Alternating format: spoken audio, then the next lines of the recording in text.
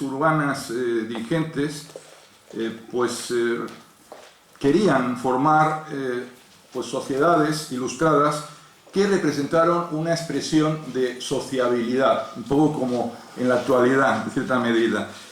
Había un pacto entre las sociedades y el Estado. Las sociedades suministraban conocimientos técnicos en apoyo de esas políticas económicas que en ese momento pues guiaban la Ilustración, ese programa reformista de Carlos III, y a cambio estas sociedades recibieron un reconocimiento y fueron adquiriendo prestigio. En nuestra península, las sociedades ilustradas manifestaron unas características distintas de lo que ocurrió en otros países, academias científicas en Reino Unido y Francia. En España el movimiento adquirió un carácter económico, o sea, era muy práctico, muy aplicado, muy de fomento de la agricultura. En esto se inspiró en sociedades de Escocia, de Irlanda, de los estados alemanes, y este espíritu práctico, aplicado, inspiró, como a otras sociedades económicas, a la económica valenciana. Hasta entrado el siglo XIX, la económica valenciana pues vivió avatares políticos, sigue viviéndolos, y sobrevivió a un enfrentamiento con el Consejo de Castilla por la aprobación de sus estatutos y también a las guerras napoleónicas. Durante ese periodo, desde la fundación hasta el primer tercio del siglo XIX, la económica actuó de una manera bastante fiel a ese espíritu ilustrado, proyecto aplicado de promoción y difusión del conocimiento útil. Pero déjenme transmitir una visión menos idealista, ¿no?, de la económica valenciana, donde podríamos pensar en una sociedad, una agrupación formada por una minoría selecta de dirigentes del antiguo régimen. Ya sabemos que había industriales, había empresarios, y había también funcionarios de la administración, había militares, pero el clero y la nobleza pues tuvieron un papel fundamental en esas etapas. Hasta 1831, 4 arzobispos habían sido directores de la sociedad. La nobleza también tuvo un papel relevante en esos años, pues todavía ejercía una jurisdicción sobre los señoríos, por lo menos hasta la desamortización. Y es evidente que la mayoría de los miembros de la económica en esos años no eran de la burguesía. Lo que pasa es que luego la burguesía llegó a impulsar a la económica, y si podemos recordar elementos que quedan patentes todavía, una herencia útil de la económica valenciana, pues se vio a ese programa, digamos, de esos elementos más ilustrados o más emprendedores de lo que sería la burguesía.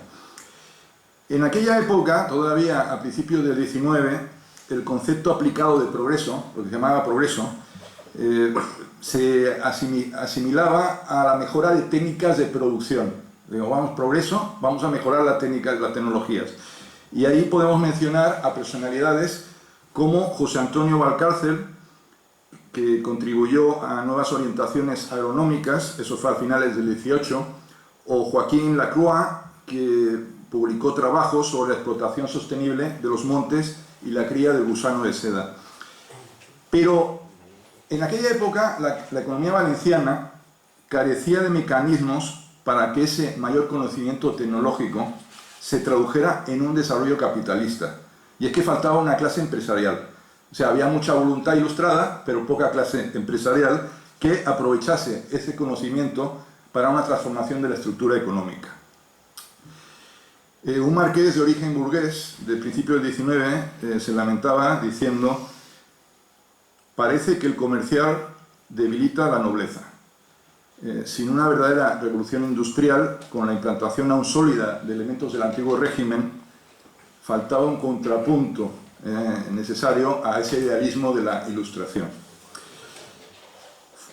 La activación de la económica como entidad dirigida por la burguesía comercial sobre todo, no fue fácil. En diciembre de 1840, un socio, Francisco Cazcarra, informaba a la sociedad que había establecido una escuela de comercio. No sería hasta 1851 cuando se crearía la Escuela Oficial de Comercio e Industria por la propia Sociedad Económica Amigo del País de Valencia, a cuyo claustro se incorporaría Cazcarra.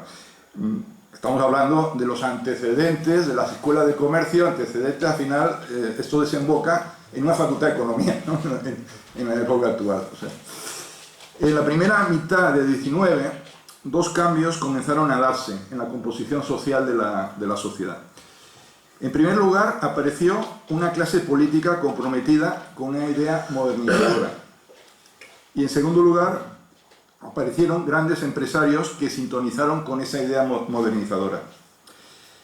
Del perfil de político modernizador es ejemplo Juan Antonio Castejón, una persona que tuvo que pasar 11 años en el exilio, desde el trienio liberal, y que a la muerte de Fernando VII pues regresó y fue nombrado gobernador civil de Valencia. Tengo que decir que buscando la correspondencia entre la sociedad extremeña y la sociedad valenciana, pues hemos encontrado, además en archivo digital se puede consultar, correspondencia de que desde 1834 empieza a activarse una correspondencia anual entre las dos sociedades y, bueno, pues hay alguna firmada por el señor Castejón.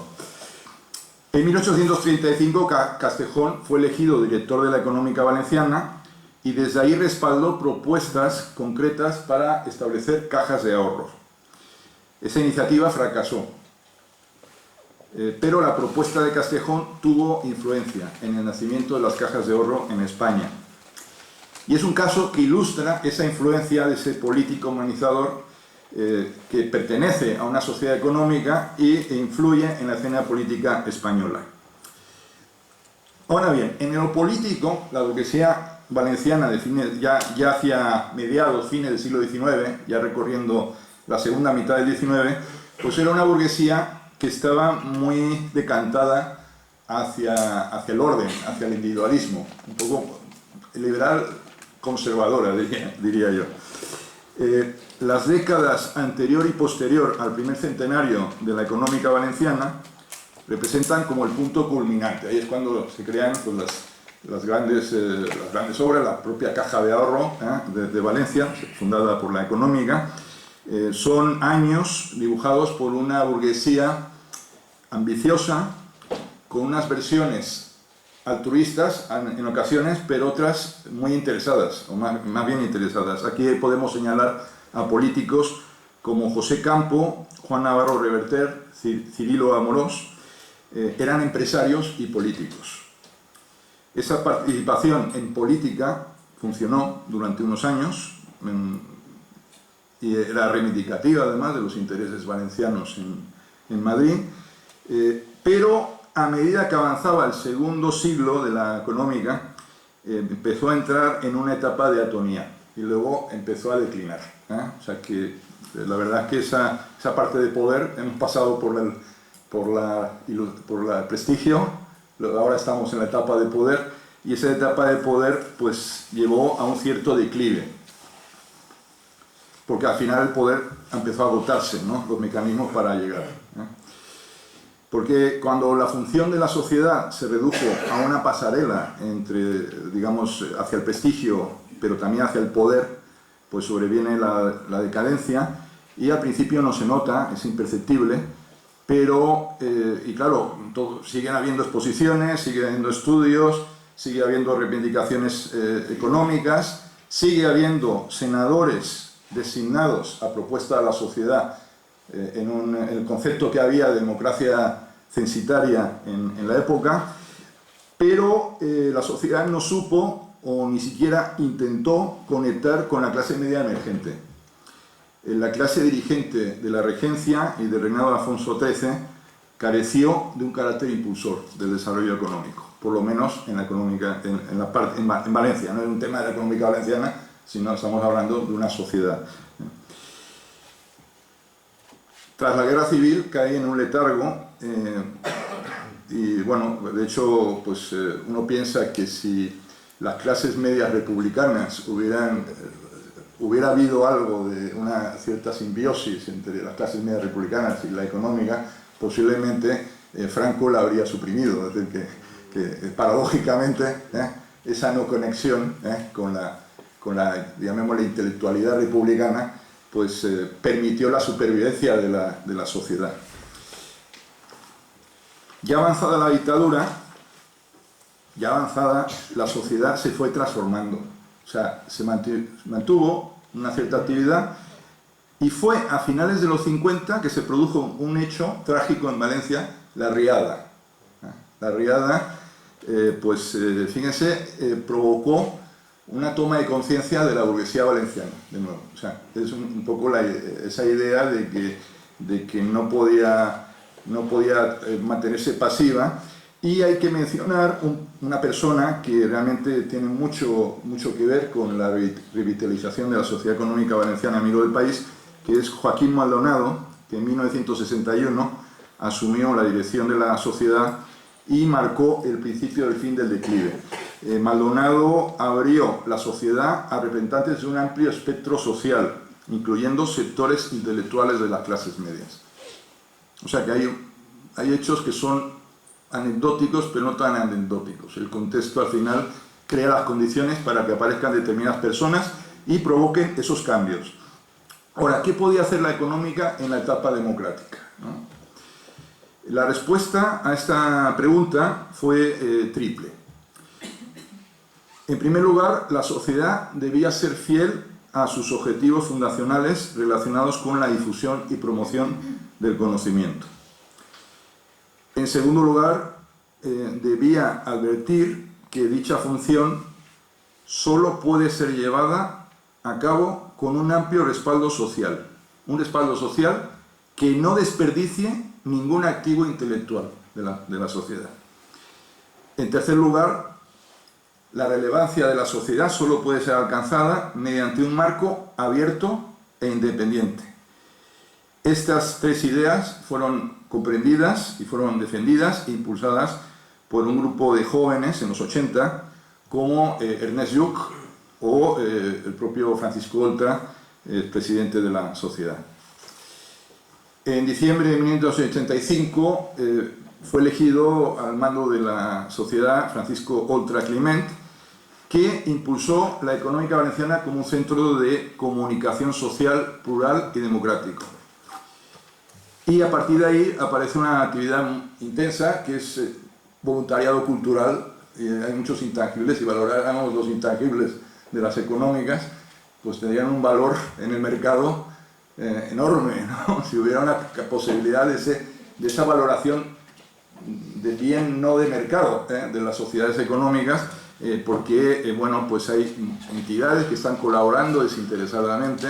Las dos universidades pues prestan, por ejemplo, la creación del archivo digital, todo el mantenimiento del archivo digital, de las plataformas, todo eso está a cargo de la Universidad Politécnica de Valencia. Tanto la Universidad de Valencia como el Conservatorio de Música, que fue fundado por la propia sociedad, pues prestan los locales para las actividades. Realmente pues hay un elemento que forma parte de ese voluntariado, de esa movilización, donde participan representantes del mundo político, económico y social. También ha habido discusión sobre si la sociedad debe decantarse o no en temas políticos, es decir, que en momentos dados hay que pronunciarse. Bien, ha habido mucho debate sobre esto.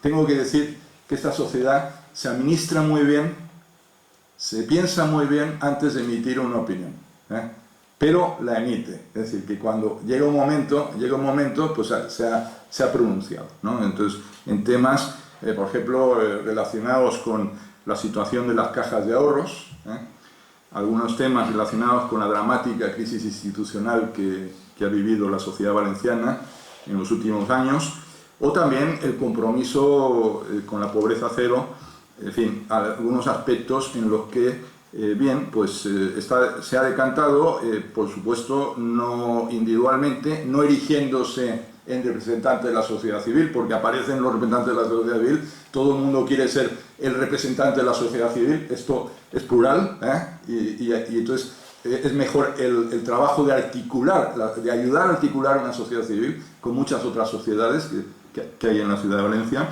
Y bueno, pues en la época actual la económica valenciana se encuentra en velocidad de crucero, podríamos decir, como foro de debate, de divulgación de conocimiento, pero apuesta fuertemente por los músicos jóvenes.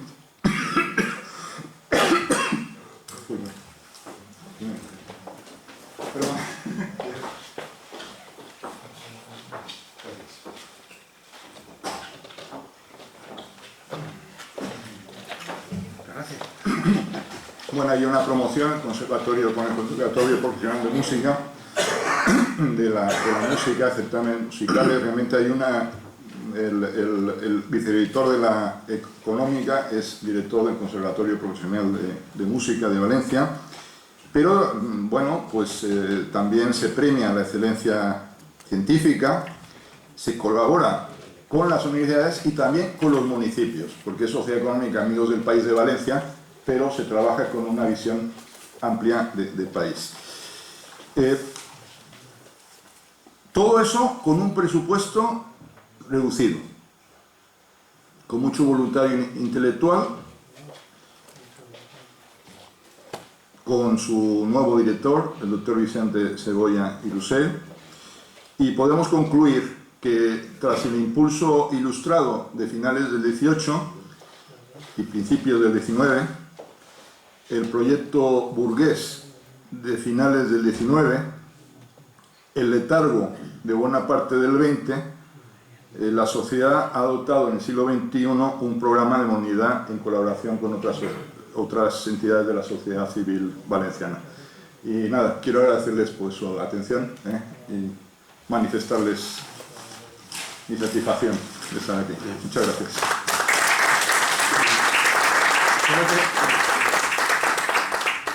José María, bueno, ahora es un turno de intervenciones, como has visto antes, si quieres quedar ahí o... Sí, sí. Bueno, pues abrimos como hemos hecho en ocasiones anteriores. Un turno.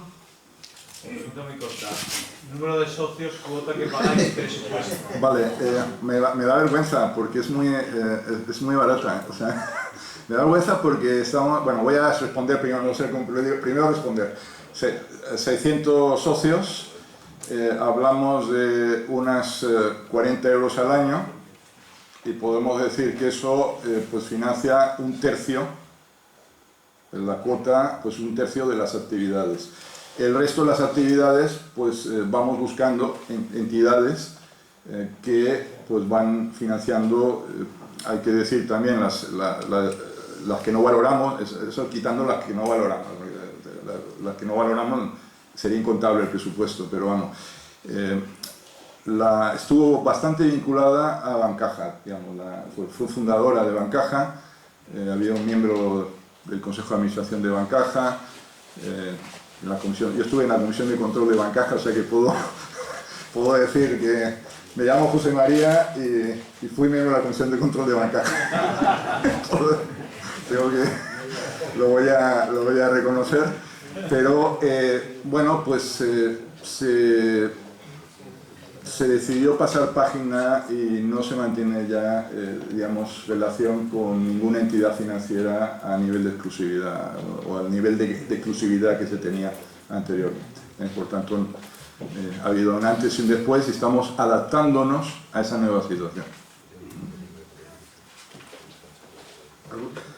Yo voy a introducir en este turno de preguntas obligatorio que le hemos hecho a cada uno de los ponentes, que es el número de socios, cuotas y presupuestos. Yo voy a meter una cuarta pregunta que ha sido un objeto de discusión alguna vez aquí en la Económica y se me ha recordado con la intervención anterior, y es, ¿el socio de la Económica tiene alguna privilegio, ¿no? Alguna ventaja respecto al no socio? Porque antes, por ejemplo, en Madrid pues se nos ha dicho que en los cursos, por ejemplo, no paga, y el que no es socio paga. O sea, digamos, porque una de las cosas que nosotros aquí hemos discutido alguna vez es que para crecer en socio, la persona que se apunte tiene que realmente entender que ser socio de la sociedad le reporta algo, ¿no? Entonces yo añadiría esa cuarta pregunta, ¿alguna ventaja? La única ventaja tangible es que tienes prioridad en los conciertos, o sea, tienes asiento en los conciertos. El no socio no tiene prioridad, o sea, las entradas se agotan enseguida, el no socio no tiene, bueno, prácticamente no tiene posibilidad de asistir a los conciertos. Eso es, digamos, la única ventaja material. También, bueno, cuando publicábamos en papel, pues que todavía hacemos alguna publicación en papel, pero también los socios tienen el derecho a recibir las publicaciones en papel. Aparte de eso, pues es casi un elemento, yo diría, de prestigio, casi. Es decir, el hecho de que tú solicitas el ingreso, no es un ingreso automático, se presenta tu currículum en la Junta de Gobierno, te tienen que apoyar dos miembros de la Junta de Gobierno y pues a partir de ahí es, por un lado, el prestigio de ser miembro de la sociedad. También hay gente que se lo pasa bien organizando actividades, porque nos basamos muchísimo en los socios para organizar actividades, y el derecho, por supuesto, a votar porque cada 4 años se renueva la Junta de Gobierno. Hay capacidad de renovar la Junta de Gobierno y de renovar director, es decir, que ha habido tiempo. Yo llevo, en la Junta de Gobierno pues casi 20 años, y ha habido algunas elecciones con candidaturas, que ha habido pues una fuerte polémica y al final se ha podido votar. Más allá de eso no hay así como... porque de hecho los actos son muy abiertos, o sea, los actos los anunciamos y los conciertos sí, ahí sí que hay prioridad. ¿Alguna otra pregunta?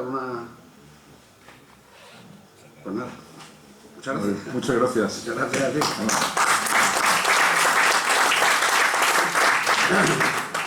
En cuarto lugar, os diría la Sociedad Económica de Amigos del País de Canarias, que ya no vienen definitivamente. Han quedado... Vale. Bueno, encantado. Pues entonces pasamos. María Fernanda Oyuelo de la Cueva, que es la secretaria de acta de la Real Sociedad Económica Sevillana de Amigos del País. Yo quisiera sentarme a la otra ya, porque no me vais a ver. ¿Puede ser? Sí. Para mí es un placer. Venga, se va a que no me vais a ver con el... Antes que nada, agradecer a la Real Sociedad Económica Extremeña su invitación a estos 200 cumpleaños, y estamos encantadas de estar aquí. Sí es verdad aquello que dicen que justo antes de morir vais a pasar toda tu vida por delante. No es ninguna locura decir que la Económica de Sevilla ha visto pasar su vida por delante varias veces en los últimos 3 años.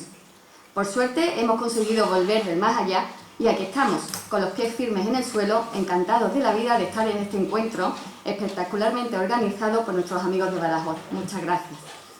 Precisamente este encuentro es el claro ejemplo de que el espíritu de las económicas está muy vivo. Y nos queda un maravilloso camino por delante para continuar el extraordinario legado que de una u otra manera ha caído en nuestras manos. Seré breve con la crónica negra de la Económica de Sevilla, que la tiene, pero es la parte más aburrida. Así que rápido, solamente os voy a dar 4 datos, literalmente, para que tengáis una foto fija de la situación que vivimos allí abajo. Actualmente, y ya respondo una pregunta, tenemos 19 socios. O lo que es lo mismo, si alguien se lesiona, no tenemos ni para un partido de fútbol. Nuestros números son rojos carmesí. Debemos los últimos 4 años del IBI y nos las vemos y nos las deseamos todos los meses para pagar la luz y el agua. Por supuesto, de empleo ni hablamos. Somos a día de hoy una magnífica radiografía de la España actual. Mucha ilusión, mucho impulso, emprender como si no hubiera mañana, pero lo que se dice trabajo, cero. La Económica de Sevilla ha llegado a esta situación debido a 2 factores principales. La masa social no ha sabido regenerarse y los socios, ley de vida, se han ido muriendo. Es simple, si no entra nadie y se van perdiendo miembros de la económica languidece.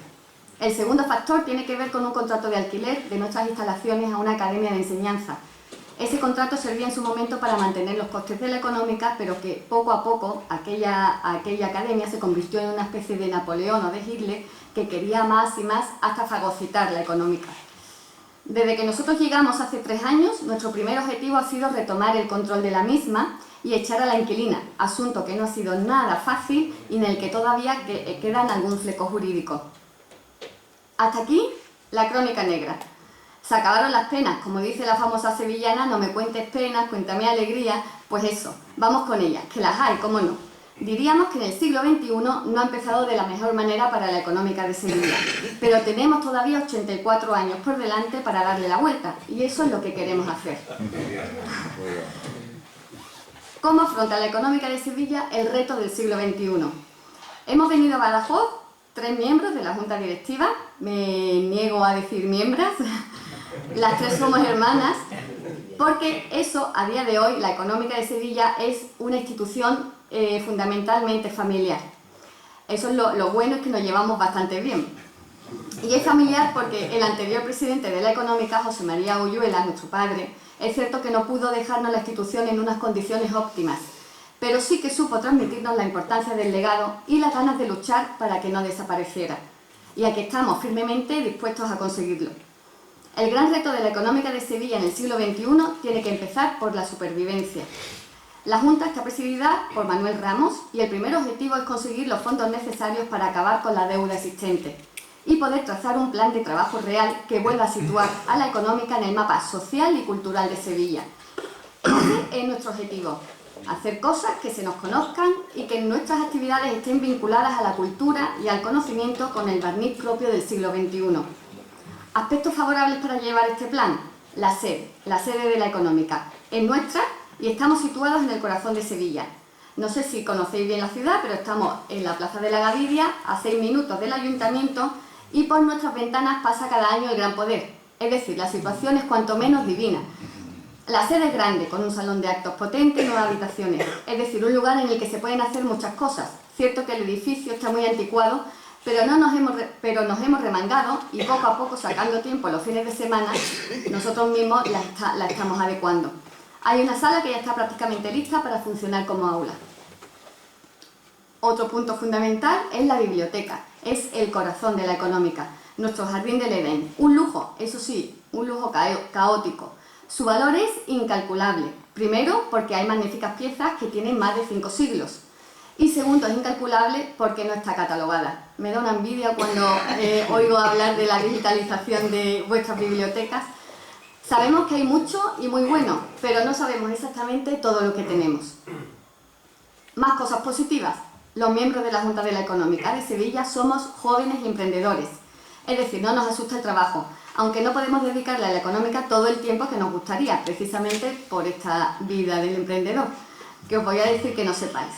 De todos modos, no nos asustan los retos, nos gustan y tenemos una junta muy polivalente donde hay economistas, informáticos, abogados, periodistas, un grupo ecléctico muy bien avenido. La primera piedra de la nueva económica de Sevilla debe ser sanear sus cuentas y para ello hemos llegado a la conclusión de que necesitamos vender algunos de nuestros activos. Es una decisión tomada en la Asamblea y aquí es donde vosotros nos podéis echar una mano. Nos gustaría, nos encantaría, aunque sabemos que la situación es difícil para todos. Vamos a vender, aún no tenemos decidido el qué, pero será algo que nos dé la suficiente cobertura económica para poner nuestras cuentas en azul y cubrir el presupuesto de los 2 próximos años. Es decir, algo que nos permita tener la tranquilidad suficiente para poner en marcha todos los proyectos que tenemos en mente. Para nosotros es una prioridad que lo que vendamos se quede en el patrimonio de las económicas. Es decir, nos encantaría que el comprador estuviera en esta sala. Si no puede ser, iremos fuera, a algún anticuario, coleccionista, institución pública o lo que se tercie. Pero a nosotros nos encantaría que no saliera de las económicas. Cuando sepamos qué vender, os lo haremos llegar para ver si alguien puede hacer un esfuerzo. ¿Y qué proyectos tiene la económica de Sevilla para adaptarse al siglo XXI? Para hacer realidad eso de lo que os comentábamos antes y que tiene que ver con ser una institución que recupere su raigambre en Sevilla y cuya base de actuación sea la transmisión de la cultura y el conocimiento. Queremos que la económica, ante todo, pueda ser útil y estimulante para la gente. El proyecto Pilar es abrir de nuevo las puertas de nuestra maravillosa biblioteca. Creemos que es un pozo extraordinario de cultura que necesita ser destapado para ponerlo de nuevo al alcance de todos.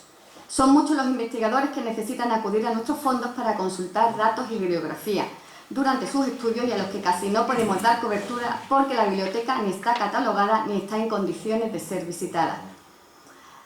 Eso sí, para reabrir las puertas de la económica necesitamos dinero para contratar personal que pueda catalogar los fondos que tenemos y dinero para acondicionar la biblioteca.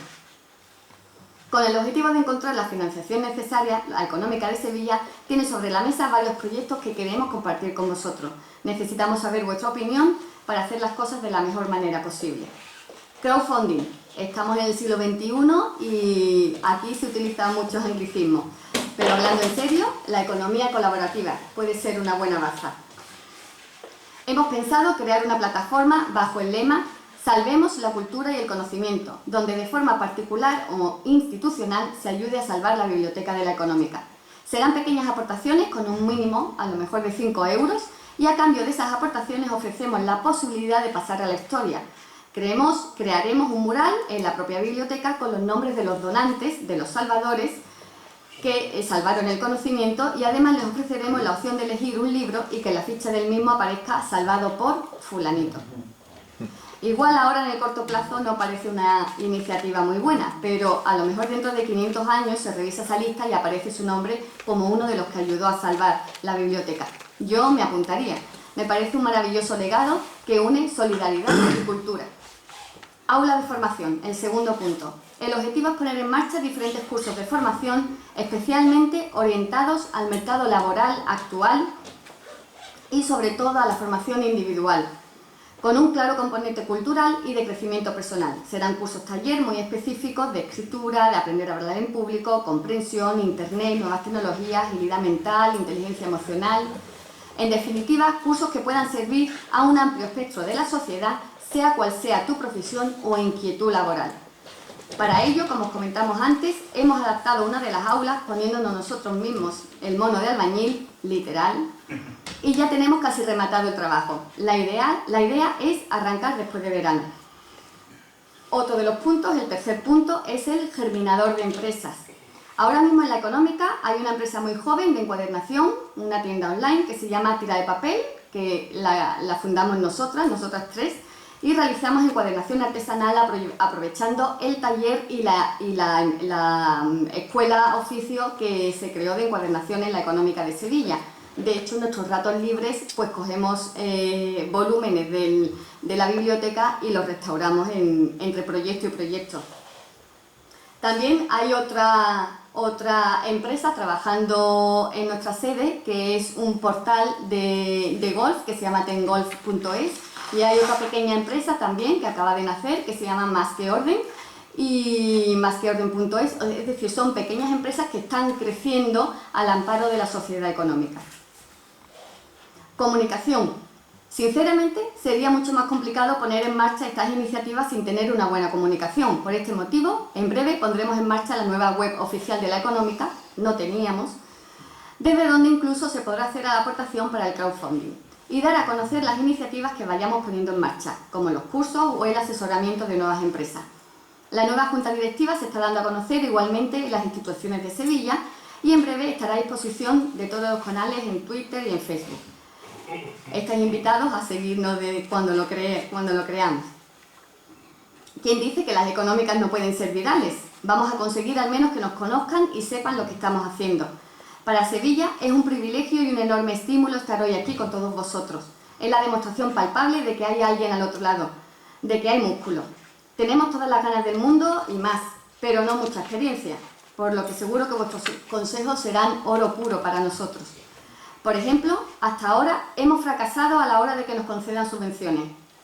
Hemos pedido varias, pero la respuesta en todas las instituciones ha sido siempre la misma, portazo en las narices. Seguro que algo estamos haciendo mal y seguro que nos podéis ayudar a este respecto.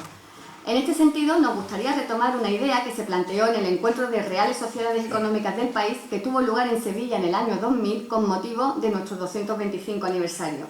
En la charla que ofreció la Económica Matritense se deslizó la posibilidad de recuperar una idea que ya surgió en 1932 y que quedó en el cajón del olvido: crear una federación de económicas, un ente que nos aglutine a todas y que nos permita tener más fuerza a la hora de hablar con las instituciones, plantear proyectos, recibir ayudas, dar a conocer nuevas iniciativas.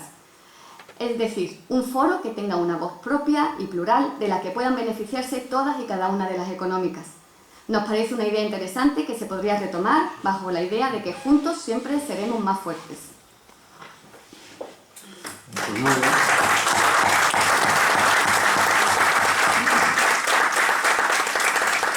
Gracias. Y Muchas gracias. ahora, antes de las preguntas, si Por me supuesto. permites, vamos a hacerle un regalo al presidente de la económica. Sí, un regalo.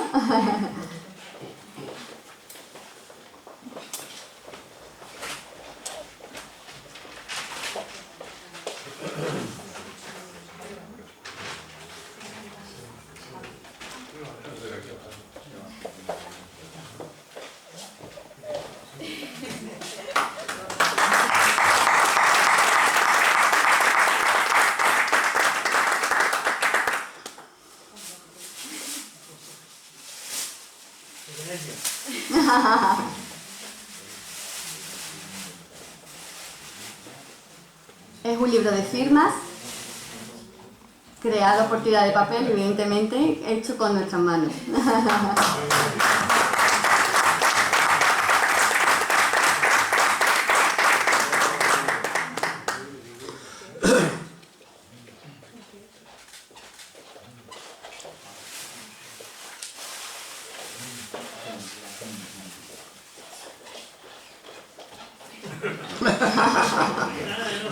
Va a decir, Yo creo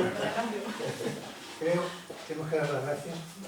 Probablemente sea el mensaje más positivo de esta jornada. Es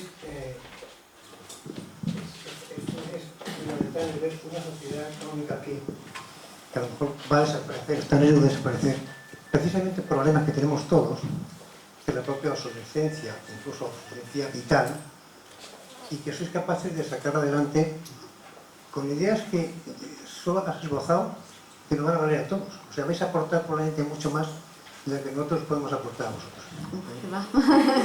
Sí, sí, es fundamental. Entre otras cosas, la media edad, que es muy importante, ¿no? Estoy muy orgulloso de ser un viejo jubilado, pero me gustaría ser algo más joven, o saber abrir las económicas a gente más joven que aporte. Lo que estamos haciendo todos, porque si no se hace, el riesgo es exactamente lo que os ha pasado. Exactamente. O sea que sois como un soplo de aire fresco en esta reunión. Muchas gracias. Muchas gracias. muy bien. Carlos, Bueno, yo como no podía hacer menos, y siguiendo la trayectoria de la línea de mi presidente, deciros que felicitaros por vuestra iniciativa, animaros a que sigáis en esa línea. Me ha sorprendido la cantidad de ideas que has plasmado en un momento aquí, y yo te quisiera dar un nombre porque posiblemente os pudiera ayudar. Este señor se llama Antonio García Barbeito. Lo trajimos aquí a dar un pregón taurino hace unos 6-7 años, y me dijo que cómo se podía poner en contacto con la sevillana, y le di el nombre de vuestro padre y la dirección, pero me llamó y me dijo, dice, Carlos, no he conseguido localizar a nadie allí en la dirección que me has dado. Porque... Digo, pues posiblemente estén carentes de actividad. Claro. Digo, pero dice, pues me gustaría haber podido contactar con ellos. No sé si seguirán en esa línea, pero a lo mejor él, que es una persona conocida, que además es un periodista de estos de rajas, Sí. en Sevilla, pues yo creo que podría serviros para algo.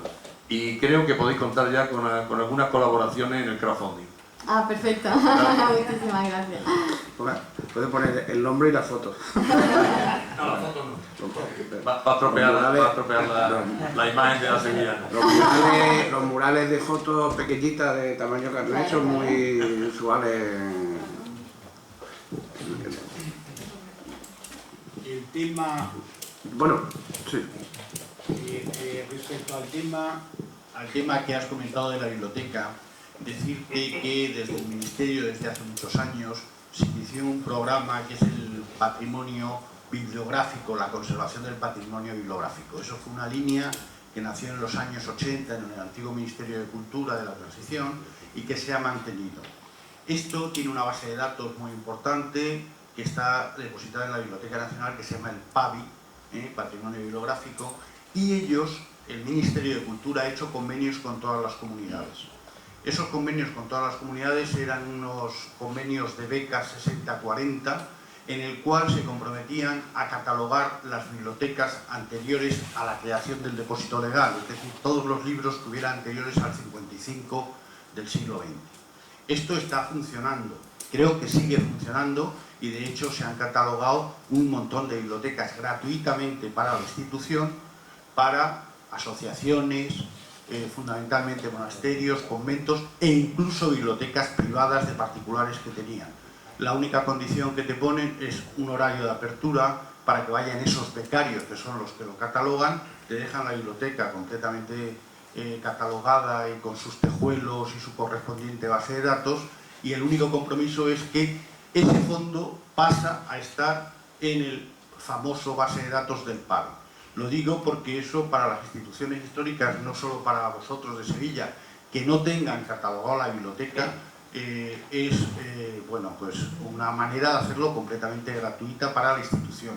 Y tiene otra ventaja, que los que llegan los últimos, como el PABI, y los libros no suelen ser únicos, desgraciadamente, no es como el archivo, lógicamente hay muchos ejemplares, con lo cual los bibliotecarios se lo bajan automáticamente de la base de datos y van a una velocidad tremenda. Es una manera de catalogar gratuitamente tu biblioteca y ponerla a disposición, bueno, en Internet. Perfecto. Sí, sí, Muy muchísimas bien. gracias por el consejo. Muy bien.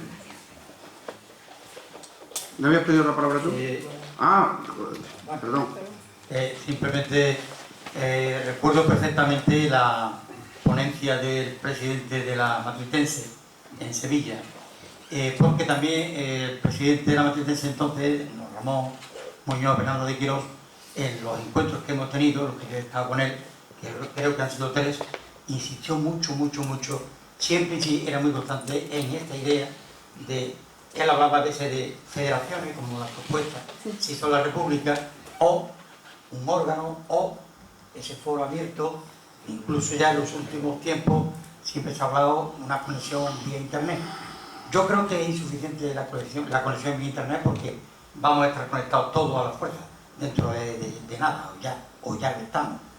Pero sí es verdad que igual que mantener simplemente estos encuentros y que no se distancien 10 años, sino que sean, por ejemplo, de 2 o de 3 años, francamente sería un instrumento extraordinario, no solamente para intercambiar proyectos, que lo intercambiamos, porque yo estoy encantadísimo de escuchar a todas las sociedades, uno con sus problemas, y yo digo, bueno, pues soy partícipe de que otra gente tiene problemas, que no solamente los tenemos nosotros, sino que veo que hasta las grandes sociedades tienen grandes problemas, no solamente las pequeñitas, ¿no? Entonces yo, en mi ponencia al final, iba a acabar invocando lo que tú has dicho de la Matritense en su día, invocando el que de alguna manera fijemos entre todos, si no un compromiso de reunirnos de vez en cuando, algún tipo de actividad para que nos mantengamos de alguna manera unidos. Y muchas gracias por esa propuesta, y yo te voy a secundar. ¿Tiene alguna intervención? Si esa federación fuera la construcción de estas jornadas, creo que sería fantástico. Yo creo que hay cosas que son inmediatas, por ejemplo, y es el contacto. Una cosa es el contacto, digamos, físico de reuniones o de coordinación, pero otra cosa muy simple es, por ejemplo, que a través de las páginas web, de los blogs, pues yo tengo aquí el iPad, y cada vez que sube uno me meto en la página correspondiente, porque, por ejemplo, en todas las páginas de cada uno figuren las referencias del resto, y eso ya implica una cierta contacto. Sí. Antonio. Yo el tercer encuentro que asisto, no asistí al de Sevilla, pero me imagino que en la misma tónica estuvo también el de Sevilla. O sea, esto fue un clamor unánime de que teníamos que hacer esa coordinación permanente, ese ente, esa federación, y terminamos de aquí y hasta luego, ¿no? Hasta la siguiente ocasión que volveremos a decir lo mismo. O sea que Esta sensación en las 3 anteriores quedó muy claro de que inmediatamente íbamos a ponerlo en marcha, las 2 anteriores yo he asistido, y lo que hay que ponerlo en marcha. A la tercera va la vencida. O sea que está la cuarta. Sí que probablemente incluso hay que planteárselo que estos encuentros sean encuentros cada 2 años, que sean financiados por cada una de las entidades, porque a lo mejor nos hemos puesto ese compromiso, porque claro, la convocante asume una serie de gastos o le da una cierta relevancia al encuentro, que a lo mejor tiene que tener menos en estos momentos, más austeridad. En este caso no hemos tirado la casa por la ventana, ¿no? Pero en el anterior sí, y siempre que ha convocado, cuando anteriormente tenía detrás una caja de ahorro, pues se podía permitir el lujo probablemente pues, de más alegría, y ahora pues tendríamos que hacer algo con un compromiso pues mucho más austero, y de aquí salir sí con la fecha del siguiente encuentro y con un medio de articulación de esta coordinación, ¿no? Pero que como hemos asistido ya a 3 sesiones de estas han sido siempre monotemas, que tal vez no sea solamente el anhelo y el clamor, sino el plan de trabajo para hacerlo posible. Claro, pues es que habría que salir aquí ya, al menos con un grupo o con un equipo, con una delegación, con alguien que se ocupara de llevar esto a cabo aquí. El grupo de trabajo, como se quiera llamar, o comisión gestora, porque si no, efectivamente, nos marchamos, estamos contentos con la leche, pero luego pues no. Conmigo contáis para cualquier tipo de actividades. Bueno, mañana ya también, como esto, mañana hay un aspecto para centrar esto, pues este tipo de cosas pues saldrán. Bueno, pues a continuación Juan Ángel España, director de la Real Sociedad Económica de Amigos del País de Murcia.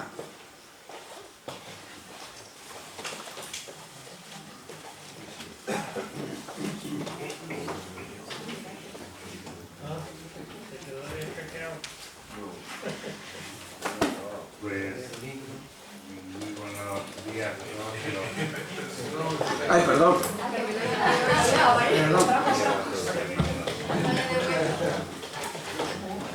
De todas maneras, los que procedemos de la enseñanza podemos prescindir del micrófono. Solo había empezado muy suave, pero tenemos tono suficiente para poder llegar hasta el final sin micrófono. En cualquier caso, saludar a todos vosotros, pero especialmente felicitar a la Real Sociedad de Badajoz por su 200 aniversario y agradecer la invitación que nos ha cursado a todos nosotros y que en particular desde la Real Sociedad Económica Amigos del País de Murcia agradecemos profundamente. Yo quisiera hacer una exposición utilizando esto de los dibujos animados que nos ayudan, si nos ayudan. ¿Me explicas cómo va esto para montar?